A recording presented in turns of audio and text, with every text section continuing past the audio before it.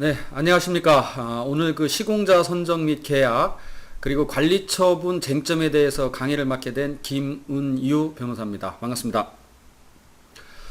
간단히 이제 저에 대한 소개부터 말씀드리면 저는 법무법인 강산 대표 변호사를 맡고 있고요.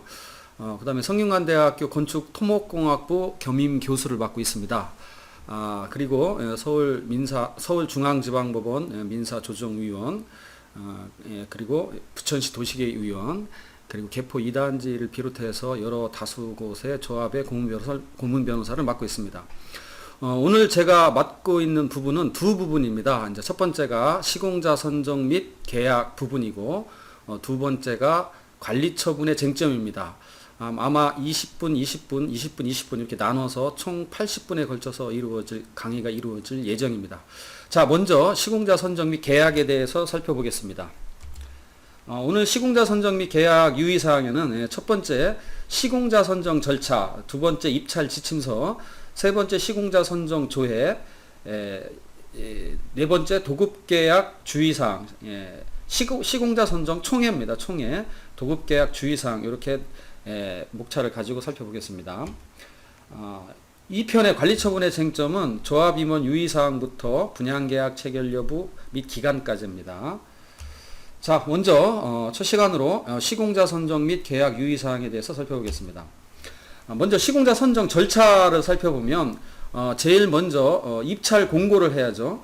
입찰 공고, 그 다음에 현장 설명회, 입찰서 접수 및 개봉, 그 다음에 대의원의 의결, 조합원 통지 및 합동 홍보 설명회 개최, 총회 의결, 그 다음에 계약 체결 순서로 이루어집니다.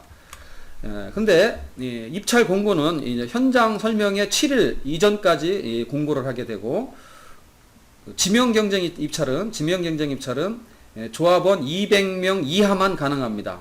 그러니까 지명 경쟁 입찰은 만약에 200명 이상, 그러니까 초과를 하게 되면 지명 경쟁 입찰은 불가합니다. 만일 우리 조합은 100명 이하다. 100명 이하다. 그렇다면 시공자를 어떻게 선정하느냐?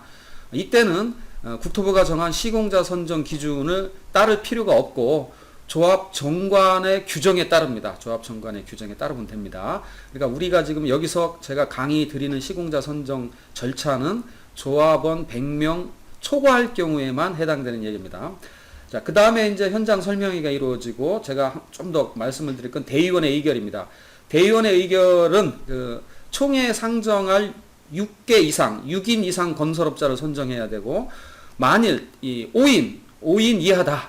5인 이하가 입찰을 하면 대의원회에서 별도로 선정 절차를 거치지 않고 모두 총회에 상정을 하도록 합니다. 그리고 대의원의 의결을 할 때는 재적의원 과반수 참석을 하고 반드시 비밀 투표를 하셔야 됩니다. 그리고 특이한 점은 서면 및 대리인 투표는 인정되지 않습니다. 서면 및 대리인 투표는 인정되지 않습니다. 이렇게 대의원의 의결 거치고 이제 총회 의결, 총회 의결 부분은 뒤에서 상당히 나옵니다만 조합원 과반수가 직접 참석을 해야 되고요. 조합원 과반수가 직접 참석을 해야 됩니다. 그다음에 총회 의결 거치고 계약 체결 절차를 거치게 됩니다. 다음에 우리가 이제 한번 상식적으로 늘 고민을 한번 해봐야 되는데, 시공자 선정하고 계약은 꼭 따로 해야 되느냐? 지금까지 많은 조합은 시공자를 먼저 선정을 하고 그 다음에 계약 체결하는 순서를 밟습니다. 근데 오늘 제가 한번 여러분들한테 권유를 한번 드리는 방법은 시공자 선정하고 계약 부분을 따로 떼내지 말고 하나의 총회에서 한 번에 마치는 것을 한번 권합니다. 왜냐? 이렇게 하나의 총회에서 시공자 선정과 계약 총회를 겸하면 일단 가장 장점은 총회를 두 번 열지 않음으로 인한 비용이 절감되고, 그 다음에 시간이 절약되죠. 또 더 중요한 거, 통상적으로 시공자 선정과 계약을 따로 하면 선정된 이후에 계약 내용을 가지고 조합과 이 시공자 사이에 또 많은 이렇게 협상을 또 해야 됩니다. 그런 협상을 생략하면 비용도 절감되고 시간도 절약되기 때문에 시공자 선정 및 계약을 따로 하지 말고 한꺼번에 할 수도 있다. 이걸 한번 제가 제시를 드리고, 이때는 어떻게 하느냐?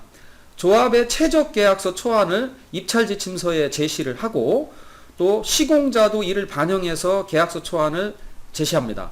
그러니까 조합이 먼저 최적 계약서 초안을 작성하고 그 중에 일부분만 시공자 보고 나머지 부분에 채워서 계약서 초안을 내라.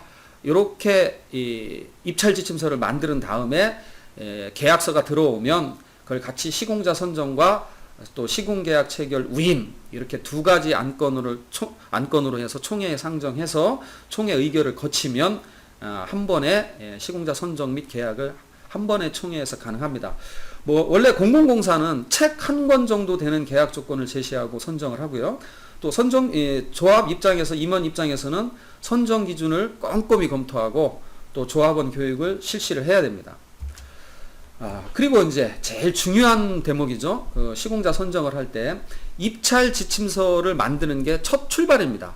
근데 이런 입찰 지침서를 만드는데 어느 카페를 보면 이런 글이 있습니다. 어떤 글이 있느냐?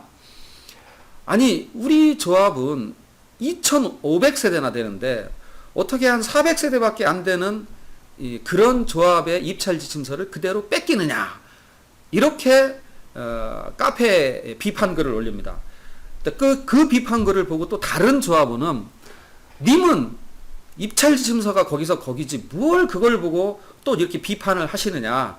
비판을 위한 비판하지 마라. 이런 글들이 카페에 올라옵니다. 참 이런 것을 보면 입찰 지침서가 어떤 법적 성격을 갖고 있는지에 대해서 정확하게 알지 못하기 때문에 이런 일이 벌어지는 겁니다. 이 입찰 지침서는 계약 내용의 일부를 이루는 거고 조합이 그 입찰 지침서에 조합의 입장을 다 담아서 제시를 하는 겁니다. 그렇기 때문에 굉장히 중요한 겁니다. 그러니까 입찰 지침서에 담겨 있는 내용은 전부 다 그 계약서의 일부를 이루고 나중에 시공자가 딴소리를 할 수가 없습니다. 그래서 조합에서는 시공자 선정 절차에서 가장 중요한 건 이 입찰 지침서를 얼마만큼 정치하고 또 빠지지 않고 조합에 또 유리하고, 물론 일방적으로 유리해서는 안 되겠죠. 시공자 선정은 당연히 다른 시공자를 상대로 하는 거기 때문에 어쨌든 입찰 지침서의 법적 성격은 계약서의 일부를 이루기 때문에 굉장히 중요하다. 이 부분을 제대로 작성하는 것이 첫 출발입니다. 그리고 가장 중요한 이제 임원 연대 보증 문제가 있죠. 임원 연대 보증 문제. 임원 연대 보증 문제도 입찰 지침서에서 명확히 정리하는 것이 좋습니다. 여러분들 조합 임원들은 가장 신경 쓰이는 게 바로 그거지 않습니까? 이거 과연 내가 연대 보증을 해야 되느냐 말해야 되느냐 이 부분일 겁니다. 이 부분은 다음에 다시 한번 설명을 드리기로 하고, 어쨌든 이 연대 보증을 하겠다 안 하겠다도 입찰 지침서에 담으면 그만이라는 겁니다. 그만큼 입찰 지침서 작성이 중요합니다. 그럼 이런 입찰 지침서를 한번 작성을 했는데 끝까지 변경할 수 없느냐? 그렇지 않습니다. 한번 바꿀 수가 있겠죠. 당연히 바꿀 수가 있는데 시공자 입찰 지침서 내용 변경 권한에 그러면 어디에 있느냐? 이사회에서 바꿀 거냐? 대의원에서 바꿀 거냐? 이게 여러분들이 좀 고민이 됩니다. 그런데 이 부분은 명확합니다. 조합의 정관 규정상 입찰 마감일의 연기 결정을 위한 집행기관에 불과한 조합장을 포함한 임원들이나 이사회에게 있는 것이 아니다. 즉 여러분이 그 조합에 기관이 이사회가 있고 대의원회가 있고 총회가 있습니다. 근데 이 이사회는 이 판례가 명확하게 설명하고 있듯이 집행기관인 겁니다. 의결기관이 아닙니다. 집행기관입니다. 그러니까 집행기관인 이사회에서 입찰지침서를 변경할 수는 없습니다. 입찰지침서를 변경하려면 의결기관인 대의원회에서 변경을 해야 됩니다. 이 점 꼭 명심하시고, 이 판례사안은 이사회에서 변경을 해서 이 내용이 이 시공자 선정 절차가 무효로 된 사안입니다. 자, 그리고 이제 시공자를 선정할 때 컨소시엄이 요즘 유행을 하고 있습니다.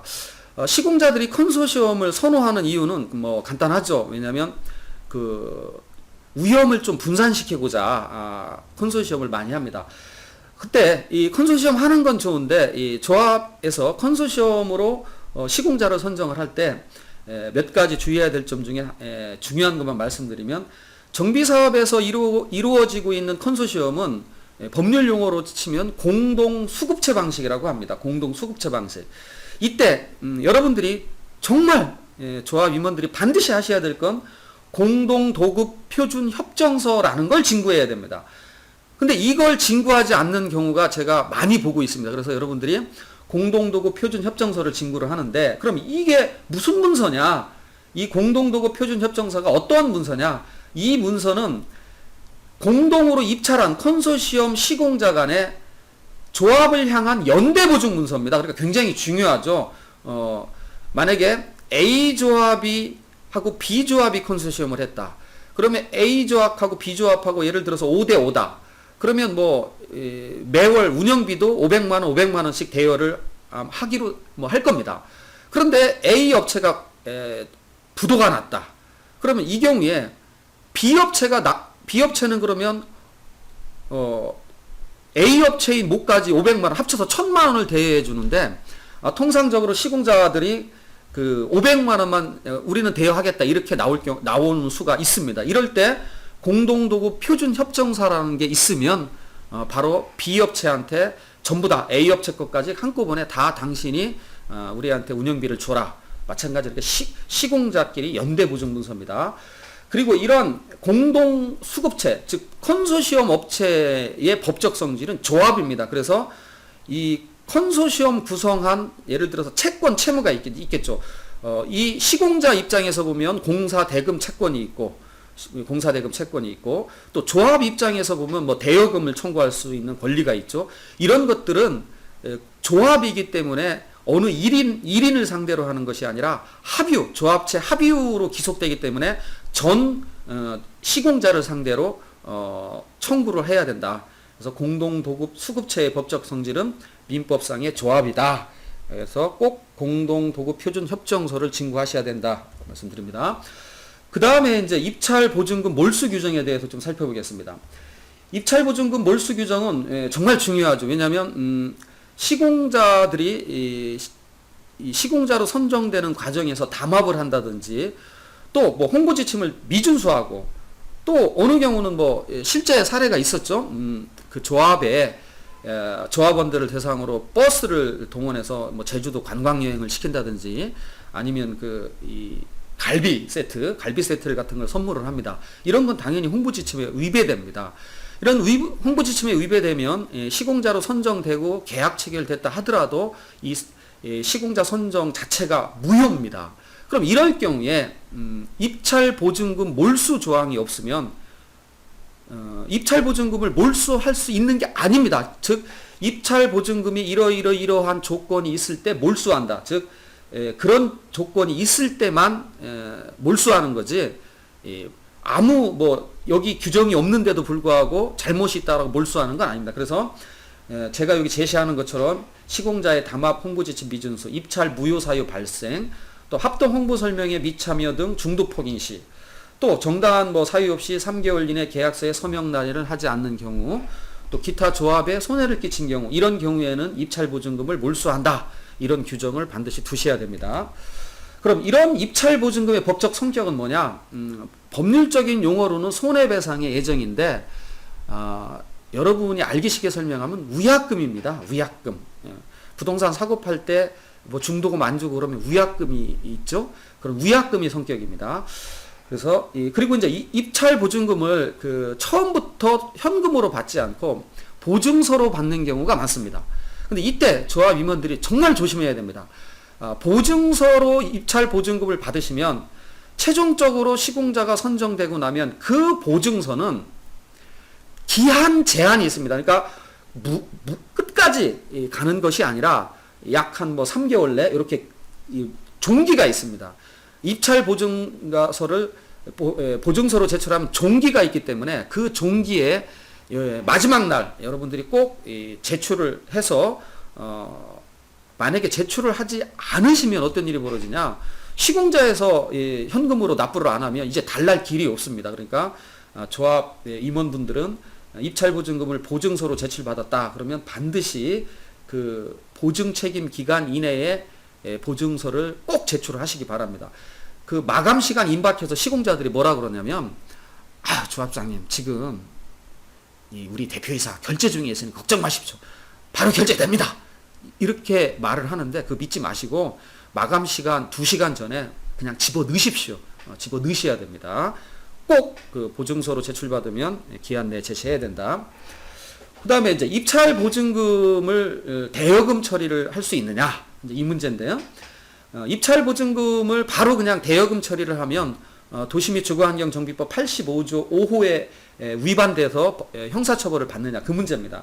뭐 개인적인 사견은 뭐 창립 총회 시에 대여금을 차용한다 안건을 전부 다 통과시켜 놓은 상태이기 때문에 저는 뭐 무죄라고 판단을 하지만, 이런 분쟁을 여러분들이 예방을 하기 위해서 아예 그냥 시공자 선정 총회할 때 안건으로 하나 더 처리를 하는 겁니다. 어떻게 하냐? 입찰 보증금은 입찰 보증금 무이자 대여 처리건, 이렇게 해서 별도 안건으로 하나 처리를 해 두시면 분쟁에 휘말리지 않습니다. 그 다음에 이제 낙찰자의 지위입니다. 자, 이제 시공자로 선정됐습니다. 그럼 시공자로 선정된 사람의 지위는 그러면 어떤 지위를 갖고 있느냐? 대법원 판례가 여기 나타나 있듯이 이 계약에 예약이 성립하는 겁니다. 그러니까 낙찰자로 되면 아무런 지위에 있는 게 아닙니다. 계약서를, 여러분들이 오해하시는 건 이 계약서를 작성해서 서명 날인을 해야만 이제 계약이 체결된 거라고 생각하시는데 그렇지 않습니다. 계약서에 서명 날인을 해야 계약이 체결되는 건 관공서에 대한 계약만 그렇습니다. 그러니까 민간인 계약은 서로 구두 합치만 되면 계약이 이루어지는 겁니다. 그래서 일단 낙찰자는 계약의 예약의 지위를 갖고 있고, 그러면 우리가 왜 시간을 들여서 계약서를 작성해서 서명 날인하느냐? 우리가 그 계약 내용을 명확하게 분쟁 없이 하고자 하는 거죠. 그래서 어쨌든 낙찰자의 지위는 예약자의 지위를 갖고 있다, 이렇게 알아두시기 바랍니다. 자, 이제 시공자 선정 총회 부분입니다. 과거에 이제 시공자 선정 총회를 할 때 없었던 조항이 생겼습니다. 2012년 2월 1일자로 뭐가 생겼느냐? 형사처벌 조항이 생겼습니다. 즉 시공자, 설계자, 정비회사 선정 총회에서 누구든지 금품, 향응, 그 밖의 재산상의 이익을 제공하거나 제공 의사를 표시하거나 약속하면 무려 5년 이하의 징역 또는 5천만 원 이하의 벌금에 처해집니다. 조심하셔야 됩니다. 그래서 지금 시공자 선정 총회에서 제가 좀 전에 말씀드렸듯이 시공자들이 갈비 세트를 줍니다. 그런데 갈비 세트를 제공하면 홍보 지침 위반으로 시공자 선정이 무효가 되지만 형사 처벌은 안 받았습니다. 그런데 이제는 얘기가 틀립니다. 이제 2012년 2월 1일자부터는 갈비 세트 같은 거 주고받고, 또 여러분 또 음식점에 가서 술 얻어 먹으시고 또 밥 얻어 먹으시면 5년 이하의 징역 또는 5천만 원 이하의 벌금에 처해집니다. 그러니까 절대로 시공자 선정, 설계자, 정비회사 선정하실 때 돈만, 여기서 금품, 향응, 그 밖의 재산상 이익이기 때문에 밥 얻어 먹으시는 거, 여행 가는 거 다 해당됩니다. 이 점 명심하시고 이런 일이 없도록 하셔야 됩니다. 자, 그럼 시공자 선정 총회의 개의 정족수와 의결 정족수에 대해서 알아보겠습니다. 시공자 선정 총회의 개의 정족수는, 그러니까 시공자 선정 총회를 개의 땅땅땅 두드려서 시작을 하려고 하면 조합원 과반수가 직접 참석을 해야 됩니다. 조합원 과반수가 직접 참석하지 않으면 시공자 선정 총회 시작 못 하십니다. 이 경우에 총회에서는 대리인이 참석하면, 조합원의 대리인이 참석하면 직접 참석으로 봅니다. 아까 대의원에 의결할 때는 대리인 있다 없다? 참석 불가하다 안 하다? 불가하다고 말씀드렸습니다. 대의원 총회, 대의원 회의는. 그러나 시공자 선정 총회는 그 대리인은 참석할 수 있고 직접 참석에 해당됩니다. 그 다음에 시공자 선정 총회 할 때 우리가 시공자 선정 그 총회 안건만 다루는 게 아니죠. 시공자 선정 안건 외에 다른 안건도 넣는 경우가 있습니다. 그런 안건은 조합원 과반수 출석, 과반수 찬성으로 처리하시면 됩니다. 그래서 개의 정족수와 의결 정족수에 대해서 알아봤습니다.